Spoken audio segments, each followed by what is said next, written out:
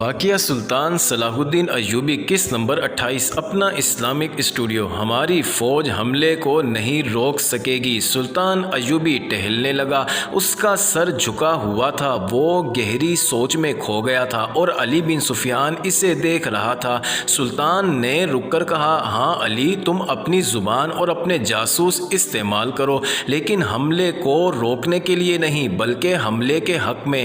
سوڈانیوں کو حملہ کرنا چاہیے، مگر رات کے وقت جب ہماری فوج خیموں میں سوئی ہوئی ہوگی۔ علی بن سفیان نے حیرت سے سلطان کو دیکھا۔ سلطان نے کہا، یہاں کے تمام کمانداروں کو بلوا لو اور تم بھی آ جاؤ۔ سلطان ایوبی نے علی بن سفیان کو یہ ہدایت بڑی سختی سے دی، یہ سب کو بتا دینا کہ میرے متعلق اس کے سوا کسی کو معلوم نہ ہو سکے کہ میں محاذ سے یہاں آ گیا ہوں۔ سوڈانیوں سے میری یہاں موجودگی کو پوشیدہ رکھنا بے حد ضروری ہے۔ میں بڑی احتیاط سے خفیہ طریقے سے آیا ہوں۔ 3 راتیں بعد قاہرہ تاریک رات کی آغوش میں گہری نیند میں سویا ہوا تھا۔ ایک روز پہلے قاہرہ کے لوگوں نے دیکھا تھا کہ ان کی فوج جو مصر سے تیار کی گئی تھی شہر سے باہر جا رہی تھی۔ انہیں بتایا گیا تھا کہ فوج جنگی مشقوں کے لیے شہر سے باہر گئی ہے۔ نیل کے کنارے جہاں ریتیلی چٹانیں اور ٹیلے ہیں، وہاں دریا اور ٹیلوں کے درمیان فوج نے جا کر خیمے گاڑ دیے تھے۔ فوج پیادہ بھی تھی، سوار بھی۔ رات کا پہلا نصف گزر رہا تھا کہ قاہرہ کے سوئے ہوئے باشندوں کو دور قیامت کا شور سنائی دیا، گھوڑوں کے سرپٹ بھاگنے کی آوازیں سنائی دی۔ سوئے ہوئے لوگ جاگ اٹھے، وہ سمجھے کہ فوج جنگی مشق کر رہی ہے، مگر شور قریب آتا اور بلند ہوتا گیا۔ لوگوں نے چھتوں پر چڑھ کر دیکھا، آسمان لال سرخ ہو رہا تھا۔ بعض نے دیکھا کہ دور دریائے نیل سے آگ کے شعلے اٹھتے اور تاریک رات کا سینہ چاک کرتے خشکی پر کہیں گرتے تھے۔ پھر شہر میں سینکڑوں سرپٹ دوڑتے گھوڑوں کے ٹاپو سنائی دیے۔ شہر والوں کو ابھی معلوم نہیں تھا کہ یہ جنگی مشق نہیں، باقاعدہ جنگ ہے، اور جو آگ لگی ہوئی ہے اس میں سوڈانی لشکر کا خاصا بڑا حصہ زندہ جل رہا ہے۔ یہ سلطان صلاح الدین ایوبی کی ایک بے مثال چال تھی۔ اس نے دارالحکومت میں مقیم قلیل فوج کو دریائے نیل جو ریتیلے ٹیلوں کے درمیان وسیع میدان میں خیمہ زن کر دیا تھا۔ علی بن سفیان نے اپنے فن کا مظاہرہ کیا تھا۔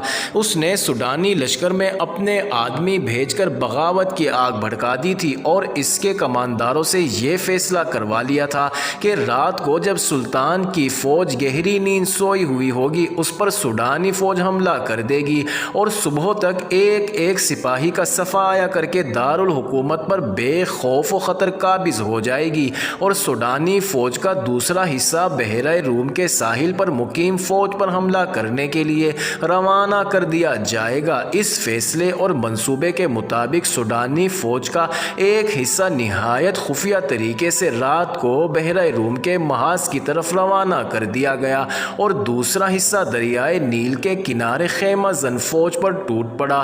اس فوج نے سیلاب کی طرح 1 میل وسعت میں پھیلی ہوئی خیمہ گاہ پر حلہ بول دیا اور بہت ہی تیزی سے اس علاقے میں پھیل گئی۔ اچانک خیموں پر آگ اور تیل کے بھیگے ہوئے کپڑوں کے جلتے گولے برسنے لگے۔ نیل بھی آگ برسانے لگا، خیموں کو آگ لگ گئی اور شعلے آسمان تک پہنچنے لگے۔ سوڈانی فوج کو خیموں میں سلطان ایوبی کی فوج کا نہ کوئی سپاہی ملا، نہ گھوڑا، نہ کوئی سوار۔ اس فوج کو وہاں تمام خیمے خالی ملے، کوئی مقابلے کے لیے نہ اٹھا اور اچانک آگ ہی آگ پھیل گئی۔ انہیں معلوم نہ تھا کہ سلطان ایوبی نے رات کے پہلے پہر خیموں سے اپنی فوج نکال کر ریتیلے ٹیلوں کے پیچھے چھپا دیا تھا اور خیموں میں خشک گھاس کے ڈھیر لگوا دیے تھے۔ خیموں پر اور اندر بھی تیل چھڑک دیا تھا۔ اس نے کشتیوں میں چھوٹی چھوٹی منجنیقیں رکھوا کر شام کے بعد ضرورت کی جگہ بھجوا دی تھی۔ جو ہی سوڈانی فوج خیمہ گاہ میں آئی،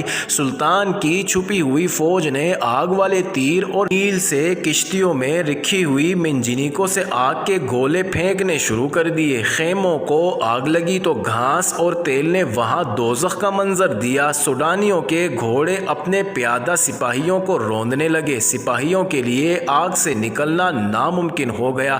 چیخوں نے آسمان کا جگر چاک کر دیا۔ اس قدر آگ نے رات کو دن بنا دیا۔ سلطان ایوبی کو مٹھی بھر فوج نے آگ آگ میں جلتی سوڈانیوں کی فوج نے گھیرے میں لے لیا۔ جو آگ سے بچ کر نکلتا تھا وہ تیروں کا نشانہ بن جاتا تھا۔ جو فوج بچ گئی وہ بھاگ نکلی۔ ادھر سوڈانیوں کی جو فوج محاذ کی طرف سلطان کی فوج پر حملہ کرنے جا رہی تھی اس کا بھی صلاح الدین ایوبی نے انتظام کر رکھا تھا۔ چند ایک دستے گھات لگائے بیٹھے تھے۔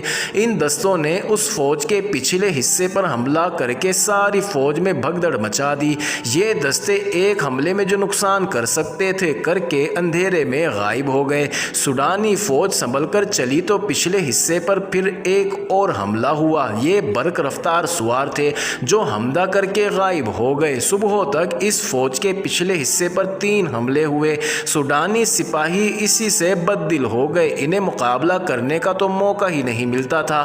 دن کے وقت کمانداروں نے بڑی مشکل سے فوج کا حوصلہ بحال کیا مگر رات کو کوچ کے دوران ان کا پھر وہی حشر ہوا۔ دوسری رات تاریکی میں ان پر تیر بھی برسے۔ انہیں اندھیرے میں گھوڑے دوڑنے کی آوازیں سنائی دیتی تھیں جو ان کی فوج کے عقب میں کشت و خون کرتی دور چلی جاتی تھی۔ 3-4 یورپی مورخوں نے جن میں لین پول اور ولیم خاص طور پر قابل ذکر ہیں لکھا ہے کہ دشمن کی کثیر نفری پر رات کے وقت چند ایک سواروں سے عقبی حصے پر شب خون مارنا اور غائب ہو جانا سلطان ایوبی کی ایسی جنگی چال تھی جس نے آگے چل کر صلیبیوں کو بہت نقصان پہنچایا۔ اس طرح سلطان ایوبی دشمن کی پیش قدمی کی رفتار کو بہت سست کر دیتا تھا اور دشمن کو مجبور کر دیتا تھا کہ وہ اس کی پسند کے میدان میں لڑے جہاں سلطان ایوبی نے جنگ کا پاسا پلٹنے کا انتظام کر رکھا ہوتا تھا۔ ان مورخین نے سلطان ایوبی کے ان جان باز سواروں کی جرت اور برق رفتاری کی بہت تعریف کی ہے۔ آج کے جنگی مبصر جن کی نظر جنگوں کی تاریخ پر ہے رائے دیتے ہیں کہ آج کے کمانڈو اور گوریلا آپریشن کا موجز صلاح الدین ایوبی ہے۔ وہ اس طریقہ جنگ سے دشمن کے منصوبے درہم برہم کر دیا کرتا تھا۔ سوڈانیوں پر اس نے یہی طریقہ آزمایا اور صرف 2 راتوں کے بار بار شب خون سے اس نے سوڈانی سپاہیوں کا لڑنے کا جذبہ ختم کر دیا۔ ان کی قیادت میں کوئی دماغ نہ تھا۔ یہ قیادت فوج کو سنبھال نہ سکی۔ اس فوج میں علی بن سفیان کے بھی آدمی سوڈانی سپاہیوں کے بھیس میں موجود تھے۔ انہوں نے یہ افواہ پھیلا دی کہ عرب سے ایک لشکر آ رہا ہے جو انہیں کاٹ کر رکھ دے گا۔ انہوں نے بددلی اور فرار کا رجحان پیدا کرنے میں پوری کامیابی حاصل کی۔ فوج غیر منظم ہو کر بکھر گئی۔ نیل کے کنارے اس فوج کا جو حشر ہوا وہ عبرت ناک تھا۔ یہ افواہ غلط ثابت نہ ہوئی کہ عرب سے فوج آ رہی ہے۔ نور الدین زنگی کی فوج آ گئی جس کی نفری بہت زیادہ نہیں تھی۔ بعض مورخین نے 2000 سوار اور 2000 پیادہ لکھی ہے۔ بعض کے اعداد و شمار اس کے کچھ زیادہ ہیں۔ تاہم صلاح الدین ایوبی کو سہارا مل گیا اور اس نے فوراً اس کمک کی قیادت سنبھال لی۔ اس کیفیت میں جبکہ سوڈانیوں کا 50,000 لشکر سلطان ایوبی کے آگ کے پھندے میں ادھر ادھر صحرا میں شب خونوں کی وجہ سے بدنظمی کا شکار ہو گیا تھا، یہ تھوڑی سی کمک بھی کافی تھی۔ سلطان ایوبی اس کمک سے اور اپنی فوج سے سوڈانیوں کا قتل عام کر سکتا تھا لیکن اس نے ڈپلومیسی سے کام لیا۔ سوڈانی کمان کے کمانداروں کو پکڑا اور انہیں ذہن نشین کرایا کہ وہ ان کے لیے تباہی کے سوا کچھ نہیں رہا لیکن وہ انہیں تباہ نہیں کرے گا۔ کمانداروں نے اپنا حشر دیکھ لیا تھا، وہ اب سلطان کے عتاب اور سزا سے خائف تھے لیکن سلطان نے انہیں بخش دیا اور سزا دینے کی بجائے سوڈانیوں کی بچی کچی فوج کو سپاہیوں سے کاشتکاروں میں بدل دی۔ انہیں زمینیں دی اور کھیتی باڑی میں انہیں سرکاری طور پر مدد دی اور پھر انہیں یہ اجازت بھی دی کہ ان میں سے جو لوگ فوج میں بھرتی ہونا چاہتے ہیں ہو سکتے ہیں۔ سوڈانیوں کو یوں دانش مندی سے ٹھکانے لگا کر صلاح الدین ایوبی نے نور الدین زنگی کی بھیجی ہوئی فوج اور اپنی فوج کو یکجا کر کے اس میں وفادار سوڈانیوں کو بھی شامل کر کے ایک فوج منظم کی اور صلیبیوں پر حملے کے منصوبے بنانے لگا۔ اس نے علی بن سفیان سے کہا کہ وہ اپنے جاسوسوں اور شب خون مارنے والے جان بازوں کے دستے فوراً تیار کرے۔ ادھر صلیبیوں نے بھی جاسوسی اور تخریب کاری کا انتظام مستحکم کرنا شروع کر دیا۔ معزز ناظرین، یہ انٹرسٹنگ ویڈیو جاری ہے، اگلی ویڈیو کس نمبر 29 میں دیکھنا مت بھولیے گا۔